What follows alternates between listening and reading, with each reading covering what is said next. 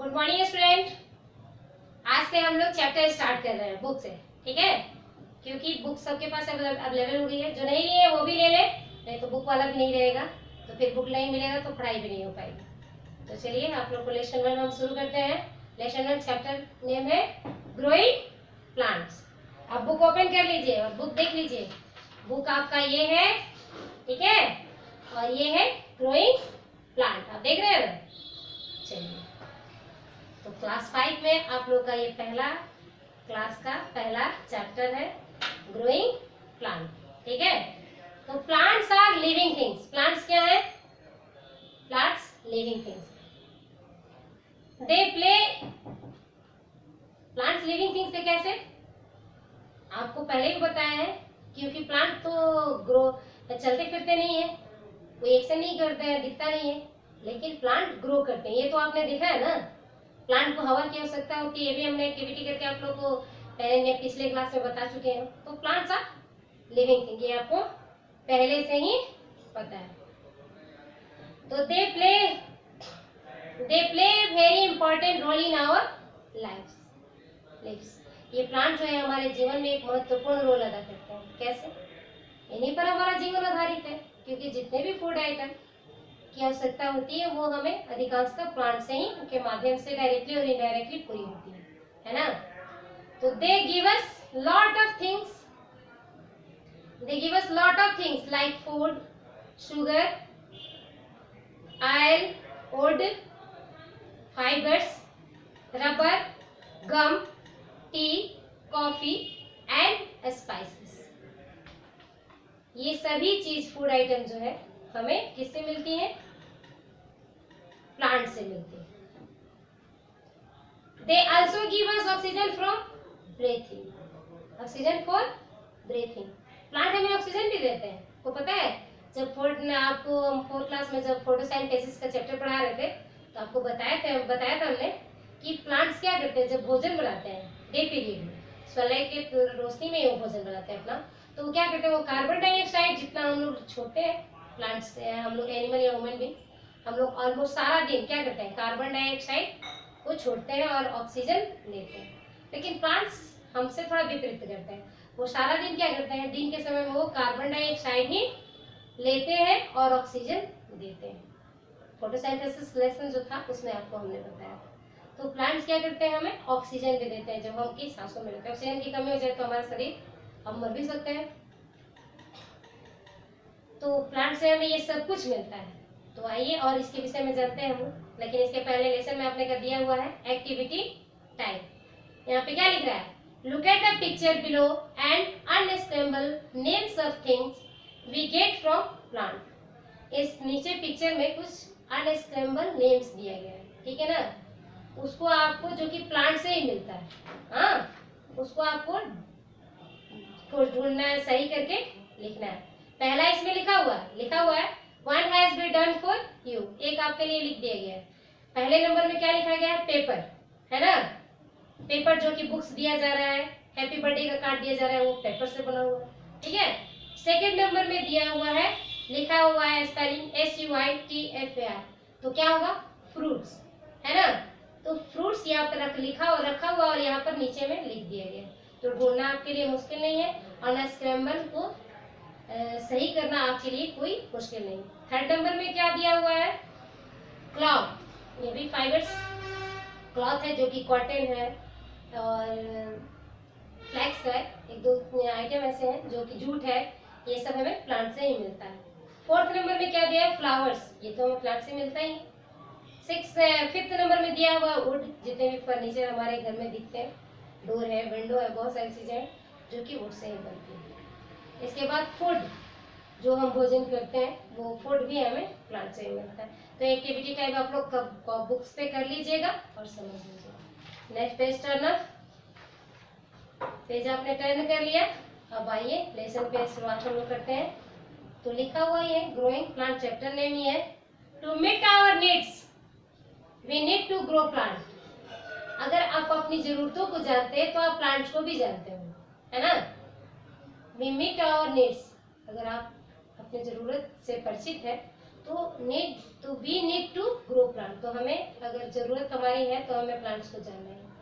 Late us read how we grow plant. अब हम इसमें पढ़ेंगे कि कैसे ये प्लांट ग्रो करते, किस प्रकार से ग्रो करते हैं, क्या क्या आवश्यकता होती है इनकी, और कैसे एक छोटा सा बीज बड़ा सा पौधा बन जाता है। उसको भोजन कौन देता है? कहते हैं ना कि बिना भोजन के हम ग्रो नहीं कर सकते हैं। हाँ, तो प्लांट में लिविंग थिंग्स उसको कैसे ग्रो करेगा? हाँ, ये सोचने की बात है। तो ग्रोइंग प्लांट, तो we can grow plants through the seed, stem, roots and leaves. देख रहे हैं ना? तो वी ग्रो प्लांट्स, हम लोग प्लांट्स को ग्रो कर सकते हैं। किसी पौधे का हम लोग स्टेम काट के लगा देते हैं, किसी का बीज लगा देते हैं, किसी का रूट्स होता है उस पौधे में, उस रूट्स को लगा देते हैं तो पौधा निकल आता है। किसी का लीव्स से ही पौधा निकल आता है, जैसे ब्रोकोली, जिससे लीव्स से ही जड़ वाला पौधा निकल जाता है।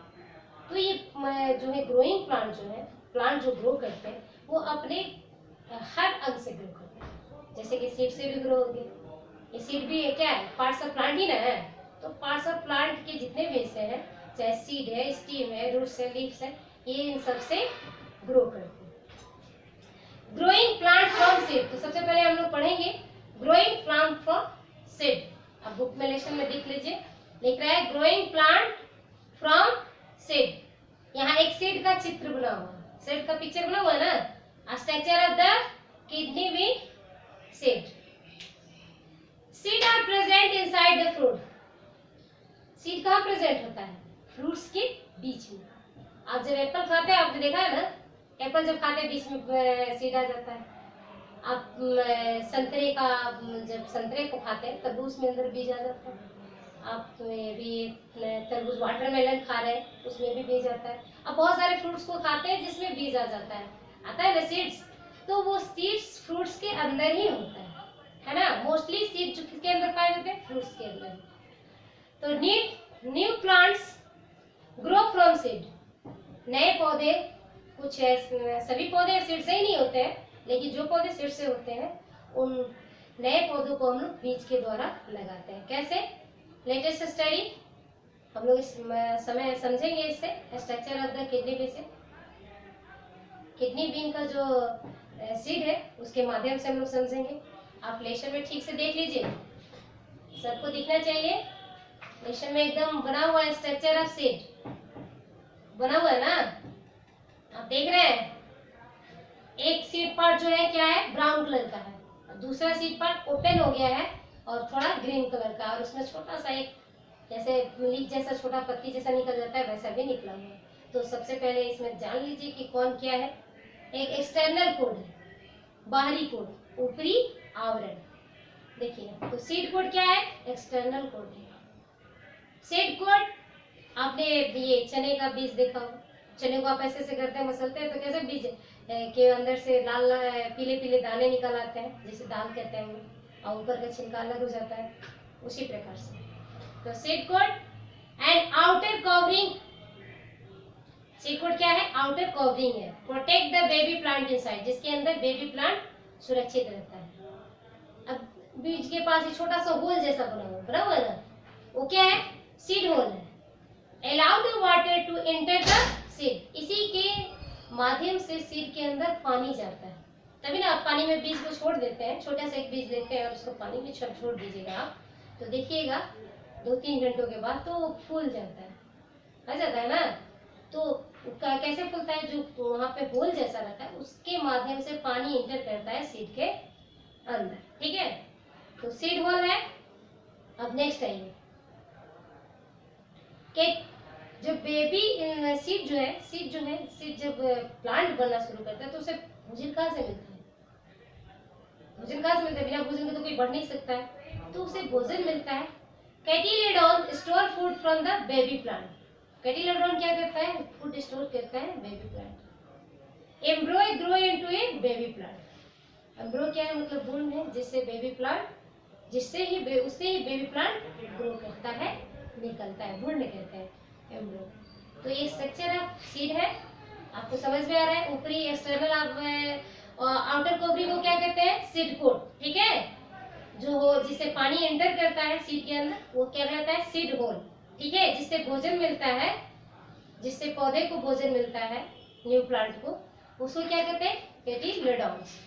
और जिससे बेबी प्लांट ग्रो करता है वो क्या कहलाता है? एम्ब्रियो। ठीक है, अब देखिए, ए प्लांट प्रोड्यूस मेनी सीड। एक प्लांट जो है बहुत सारे सीड को क्या करता है? मतलब देता है, प्रोड्यूस करता है, निर्माण करता है। But all seed do not grow into a new plant. लेकिन सभी पौधे जो है वो नए पौधे नहीं बन पाते हैं। अब सारे इतने सारे बीज लेके एक साथ लगा दीजिए, सभी पौधे ग्रो नहीं कर पाएंगे। कोई उन्नत बढ़िया किस्म का नहीं होगा, किसी को सही ढंग का पानी और हवा नहीं मिला होगा, जिसकी वजह से ग्रो नहीं करेगा। देखिए आगे लिख रहा है, some seed are eaten by animal. कुछ एनिमल एंड ह्यूमन बींग्स, कुछ सीड जो है हमारे द्वारा, मनुष्य के द्वारा और जानवरों के द्वारा खाए जाते हैं। Some seed are weak. कुछ सीड्स क्या होते हैं? वीक मतलब कमजोर होते हैं। And they do not grow, इसीलिए वो ग्रो नहीं कर पाते हैं। Some seed are destroyed by wind और रेन। कुछ सीड हवा और पानी की वजह से खराब हो जाते हैं, तूफान और आंधी की वजह से खराब हो जाते हैं। Some seed do not get proper condition needed to the grow. कुछ सीड को प्रॉपर कंडीशन नहीं मिलता जिससे कि वो ग्रो कर पाए। प्रॉपर कंडीशन क्या है प्लांट के लिए, ये जानिए आप। When a healthy seed get right condition, एक हेल्दी सीड को अगर राइट कंडीशन मिल जाए तो वो ग्रो कर जाता है और एक पौधा बन जाता है।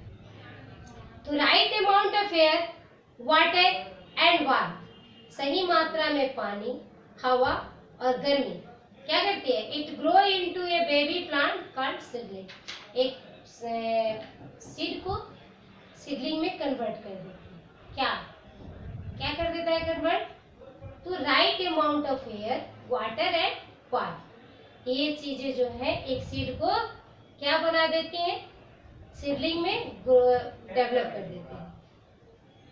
The process by which a seed grow into a new plant is called germination. ये प्रक्रिया जिसमें एक सीड ग्रो करके नए बेबी प्लांट का रूप लेता है उसको जर्मिनेशन कहा जाता है। वो जर्मिनेशन करता है। What is germination? What is germination question होगा तो आप क्या जवाब देंगे? The process by which a seed grow into a new plant is called germination. समझ में आ रहा है? जर्मिनेशन क्या है? जिसमें एक पौधा जो है ग्रो करता है वही जर्मिनेशन कहलाता है। नीचे लाइन में आ जाइए। यहाँ जर्मिनेशन ऑफ सीड आप देखिए, एक छोटा सा सीड रखा गया है, देख रहे हैं ना? पानी दिया जा रहा है, वाटर दिया जा रहा है ना, और सीडलिंग हो गया, छोटा सा पौधा। सीडलिंग के बाद वो थोड़ा और ग्रो किया, है ना?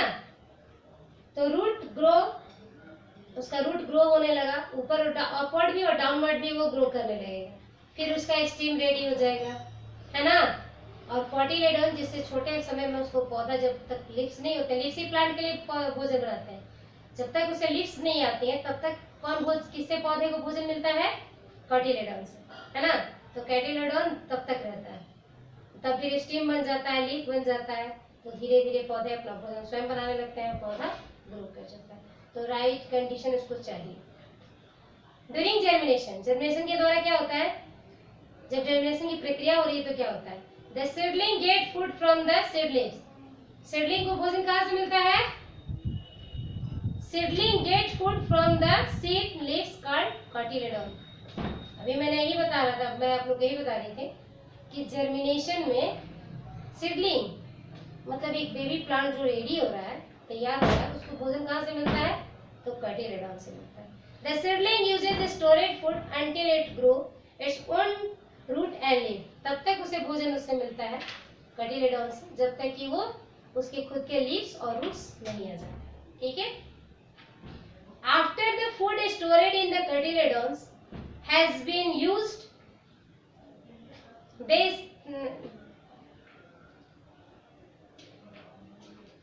they shrink and fall off। जब स्टोरेज फूड खत्म हो जाता है तो वो जो कोटिलेडोन वाला पौधा होता है वो क्या हो जाता है? गिर जाता है, समाप्त हो जाता है और प्लांट्स ग्रो कर जाते हैं।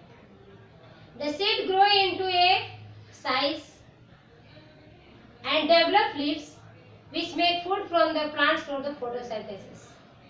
जब सीड जो है ग्रो कर जाता है तो उसके लीव्स खुद ही अपने लिए भोजन बनाने लगते हैं। आपको पता ही है कि लीव्स ही पौधों के लिए भोजन बनाते हैं। प्लांट्स के लिए भोजन कौन बनाता है? तो पौधे बनाते हैं, लीव्स बनाती हैं, और इसीलिए लीव्स को क्या कहा जाता है? Kitchen of the plant.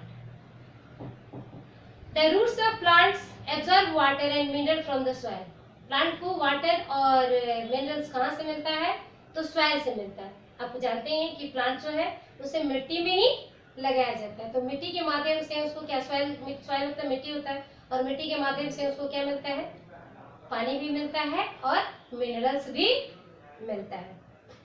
तो ये सब कुछ क्लियर हो गया। ग्रोइंग प्लांट एक सीड के माध्यम से किस प्रकार से ग्रो करेगा, उसको क्या क्या आवश्यकता होगी, उसको क्या आवश्यकता होगी? Right amount of air, water and warmth की आवश्यकता होगी। और सीडलिंग को फूड कहाँ से मिलेगा? तो पैटिनेडॉन्स। ठीक है, ये चीज क्लियर हो गया। अब देखिए दूसरा चीज यहाँ पर लिख रहा है बुक में, सीड डिस्पर्सल। पेज नंबर 3 पर हम लोग आ गए।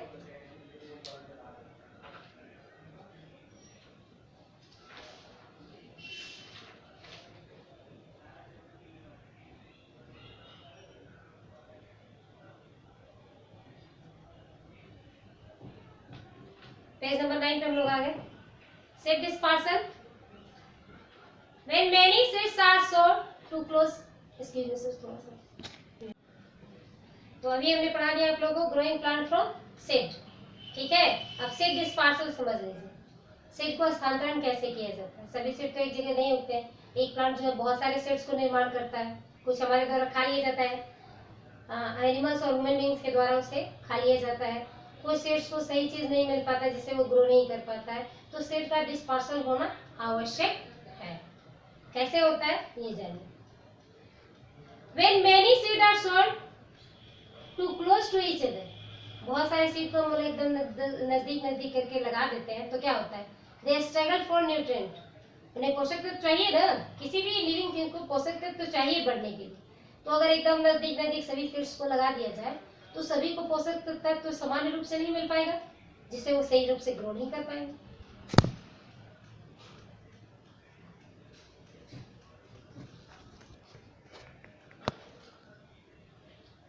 सही रूप से वो ग्रो नहीं कर पाएंगे। तो आवश्यक क्या है? तो इवन आफ्टर जर्मिनेशन, जर्मिनेशन के बाद the seedling do not get enough sunlight, air, water and space. जब जर्मिनेट हो जाता है पौधा, छोटा सा बेबी प्लांट रेडी हो जाता है, तो उससे अधिक मात्रा में सनलाइट की आवश्यकता हो जाती है, हवा की आवश्यकता हो जाती है, पानी की आवश्यकता हो जाती है। इसीलिए पौधों को अलग करके लगाना पड़ता है। बीज को लगा देते हैं एक जगह पे, ठीक है, बीज उग जाता है तो फिर उसको अलग अलग करके अलग अलग गमलों में मतलब जगहों पर लगाते हैं। जमीन पर लगाना होता है अलग अलग जगह पर दूरी बना के लगाते हैं, नजदीक नजदीक नहीं लगाते हैं। तो as the result many seedling is died, अगर उसको साथ में ऐसे ही छोड़ दें तो क्या होगा? बहुत सारे सीड्स उसमें समाप्त हो जाएंगे, ऐसे ही समाप्त हो जाएंगे, क्योंकि उन्हें सही तरह से न्यूट्रिएंट नहीं मिलेगा, और न्यूट्रिएंट नहीं मिलेगा तो निश्चित तौर पे पौधे समाप्त हो जाएंगे।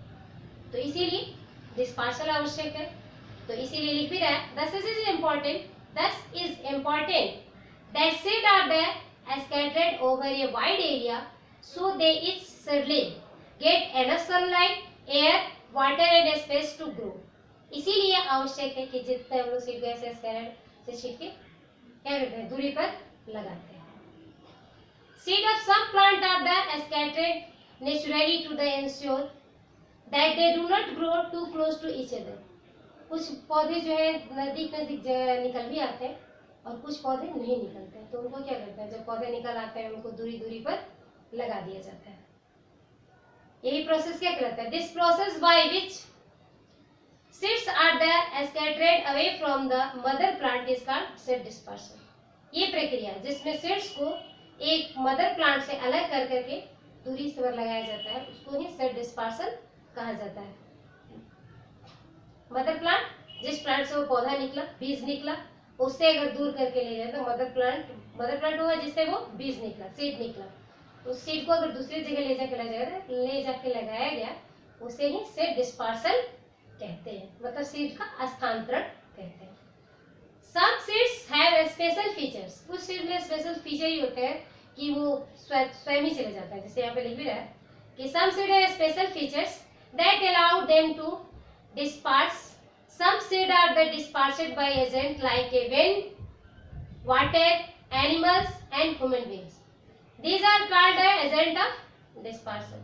कुछ सीड जो है अपने आप डिस्पर्सल हो जाते हैं, नेचुरली डिस्पर्सल करने वाले एजेंट है, जैसे हवा कुछ पौधों के बीज को उड़ा के ले जाती है, जैसे डेंडेलियन है ना, ये बीजों को अलग ले जाती है, वहां पे जहाँ पे गिरते हैं, जहाँ पर उन्हें बार सही चीज मिल जाता है तो वो ग्रो कर सकते हैं। पानी के माध्यम से भी, जैसे कि कोकोनट सीड, फिर लोटस सीड्स, तो और कुछ एनिमल ह्यूमन बीइंग के माध्यम से भी। बहुत सारे अपने एनिमल्स को देखा होगा, जैसे मंकी को ही देखा है, स्क्वायरल को ही देखा है, गिलहरी को आपने देखा, वो बीज खाते हैं, कुतुर के फल को खाते हैं और बीज को फेंक देते हैं इधर उधर, और वो जहाँ पर बीज को ग्रोथ सही मिल जाता है वो ग्रो कर सकता है। तो ये सिर्फ ये सब एजेंट है जो कि सीड को डिस्पर्सल करते हैं। तब इसको पूरी एक्सप्लेनेशन के साथ आप जान लीजिए। डिस्पर्सल बाय विंड, हवा के माध्यम से किस प्रकार से होता है, उनमें कैसा फीचर्स होता है। तो seeds they are light and have hair, seeds जो कि हल्के होते हैं और उनमें रेसे जैसे निकले रहते हैं, बाल जैसे हेयर निकले रहते हैं, विंग फ्लाई स्ट्रक्चर होता है।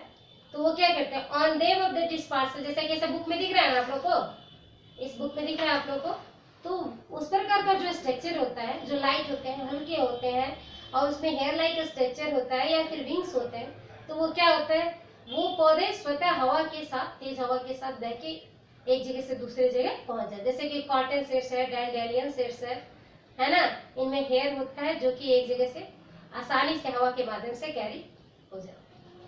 अब देखिए, seed by water, sorry dispersal by water, dispersal by water मतलब पानी के माध्यम से स्थानांतरण। कैसे होता है सीड का, आप नहीं करते, हम नहीं करते, पानी के माध्यम से होता है। Seed of some plant can float on water, कुछ प्लांट्स के सीड जो है पानी के माध्यम से फ्लोट करके एक जगह से दूसरी जगह चले जाता है।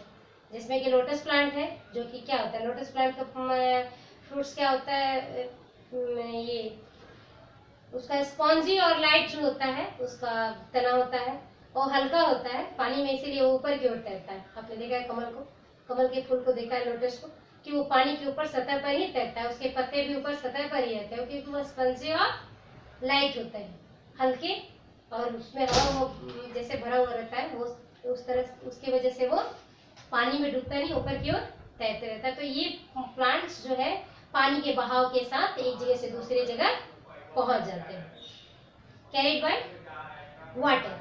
कोकोनट्स के अंदर भी, कोकोनट सीड्स को ही ले लीजिए, कोकोनट जो है उसको फाइबर्स होता है, उसमें होता है ऊपर सतह पर, आप उसके कवर को हटाते हैं, बहुत से फाइबर जैसा निकलता है, फिर एक कड़ा जैसा फल निकलता है, इसके बाद अंदर में भी पानी होता है। तो कोकोनट का सीड जो होता है वो भी फ्लोट करता है, पानी में उसको डाल के देखिए वो फ्लोट करेगा, तो वो भी पानी के माध्यम से एक जगह से दूसरी जगह स्थानांतरण होता है। जैसे कि बहुत सारे तटीय क्षेत्रों में, कोस्टल एरिया में कोकोनट के बहुत सारे ट्री है ना, तो वो पानी के माध्यम से उस जगह से दूसरी जगह पहुंच जाता है। तो सीड बाय वाटर, ये हो गया डिस्पर्सल बाय वाटर। अब तीसरी चीज है डिस्पर्सल बाय एनिमल। एनिमल के माध्यम से कैसे होगा, हवा के माध्यम से हो गया कि चलो हवा उड़ा के ले गया, अब पानी के साथ हो गया कि पानी बहा के ले गया अपने साथ, कोई चीज जो हल्का है उसको बहा के ले गया, नहीं तो जो चीज भारी होती है वो पानी में तो डूब जाती है ना, लेकिन जो चीज हल्की होती है वो पानी के साथ तैर के कहीं से कहीं पहुंच जाती है। लेकिन अब तीसरा हो गया डिस्पर्सल बाय एनिमल। एनिमल के द्वारा कैसे होगा, तो birds and animals eat fruit, आपने देखा है पक्षियों को, जानवरों को आप फल खाते हुए देखा ही है आप लोगों ने। At time, undigested seed of these fruits pass through their digestive system unchanged. कुछ जो फल फ्रूट्स एनिमल या बर्ड्स खाते हैं, कुछ उनको डाइजेस्ट नहीं होता है, निगल भी जाए तो डाइजेस्ट नहीं होता है, और सेम टू सेम देखिए डाइजेस्टिव सिस्टम के माध्यम से बाहर आ जाता है ना, और वो सीड्स जहाँ पर निकलता है वहाँ पर वो ग्रो कर जाता है। In this way seed are dispersal from plant, इस वे के माध्यम से भी सीड डिस्पर्सल हो जाता है। सम सीड्स लाइक केकलेबर, धतूरा एंड टाइगर क्लॉ, ये क्या होता है, हैव द स्पाइन्स और हुक, इनमें क्या होता है, हुक लगा रहता है, कांटेदार होते हैं है ना, तो किसी चीज में ऐसे करके चिपक जाते हैं, तो निकलना मुश्किल होता है। इस प्रकार से ये किसी जैसे जानवर के शरीर में लगे, जानवर वहां से क्रॉस किया, उसके शरीर में हुक के माध्यम से लगे और यहाँ से वहां पहुंचा, कहीं गिर गया तो वहां पर पहुंच गया, तो नया पौधा वहां पर निकल गया। इस तरह से होता है। तो this seed stick of the body, मतलब ये जानवरों के शरीर में चिपक जाता है, अभी यही आपसे कहा। और एनिमल और birds and are the carried away, और इस प्रकार से एक स्थान से दूसरे जगह पहुंच जाता है। पेज टर्न अप कर लीजिए आप सभी, page number 10। Human beings and animals eat fruits like mango. Human beings और एनिमल्स जो है क्या खाते हैं? मैंगो खाते हैं और जामुन भी खाते हैं। ऐसे बहुत सारे फल है जो हम लोग खाते हैं, लेकिन उसके बीज को हम लोग फेंक देते हैं, फेंकते हैं ना इधर उधर। एनिमल्स की तो आदत होती है, हम लोग तो कहीं एक जगह रख भी दे, लेकिन एनिमल्स की आदत होती है कि खाते हैं और कहीं पर भी उसे फेंक देते हैं। तो इस प्रकार से क्या होता है? Throw away their seed result in this dispersal. इस कारण से भी डिस्पर्सल हो जाता है, स्थानांतरण हो जाता है। यहाँ का है वहां फेंक दिए तो यहाँ से वहां पहुंच गए। तो एनिमल के माध्यम से भी सीड डिस्पर्सल होता है, हवा उड़ा के ले जाता है, पानी बहा के ले जाता है, और एनिमल जो है खाता है, बीज पे इधर उधर फेंक देता है, जिसकी वजह से सीड डिस्पर्सल हो जाता है। तो ये एजेंट ऑफ डिस्पर्सल कौन कौन से है? When, water and animals. ठीक है। अब देखिए डिस्पर्सल बाय एक्सप्रेशन। एक्सप्रेशन मतलब कोई फ्रूट जो ऐसे फट जाता है, मतलब गर्मी की वजह से या फिर कोई ऐसी चीज की वजह से इसे फट जाता है, तो बीज जो है ऐसे वैसे इधर उधर हो जाता है। तो some fruits like a pea, मटर, मटर ऐसे गर्मी की वजह से फट जाता है, फट के बीज जो है इधर उधर फैल जाता है। तो some fruits like a pea, papaya, sorry poppy, balsam and bean burst and open, खुद ही खुल जाते हैं और ओपन हो जाते हैं, स्कैटरिंग द सीड, और इधर उधर फैल जाते हैं, छितरा जाते हैं। The seeds away from the plant, और अपने पेरेंट्स प्लांट से वो अलग हो जाते हैं, सीड्स, और दूर हो जाते हैं। तो ये सब कुछ हो गया कि dispersal by seed. Let's recall देख लीजिए आप लोग। लेट्स रिकॉल में ट्रू फॉल्स दिया है स्टेटमेंट, लिख रहा है plants are non living things. True है या फॉल्स है आपको पता होना चाहिए कि plants are not non living things या लिविंग थिंग्स, तो आप कहेंगे कि लिविंग थिंग्स। तो सेंटेंस क्या है? ऑलमोस्ट फॉल्स है। तो ये चीजें आप पढ़ के खुद से सॉल्व करना है। और आज बस इतना ही।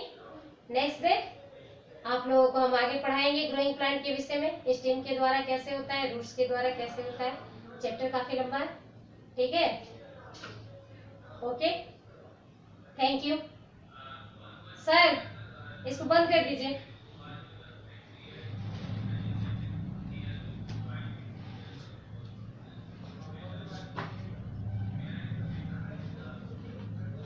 सर